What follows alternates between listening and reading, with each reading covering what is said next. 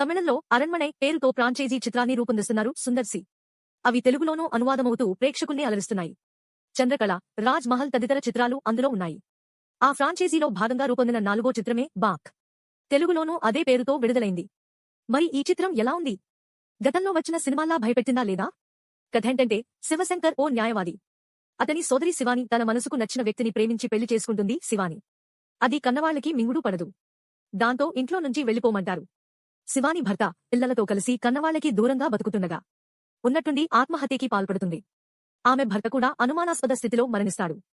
ఈ పరిణామాలపై శివశంకర్కి అనుమానాలు రేకెత్తుతాయి. తన సోదరి ఆత్మహత్య చేసుకోదని గట్టిగా నమ్ముతాడు. ఆ ఇద్దరి మరణాల వెనక కారణాన్ని తెలుసుకునేందుకు రంగంలోకి దిగుతాడు. ఆ క్రమంలో ఎలాంటి విషయాలు తెలిసాయి? శివాని నిజంగానే ఆత్మహత్య చేసుకుందా లేక హత్యనా? ఈ పరిణామాల వెనక బాక్ అనే దుష్టశక్తి ప్రమేయం ఏమిటి? తన చెల్లెలు మరణానికి కారకులైన వాళ్లపై శివశంకర్ ఎలా ప్రతీకారం తీర్చుకున్నాడు? తదితర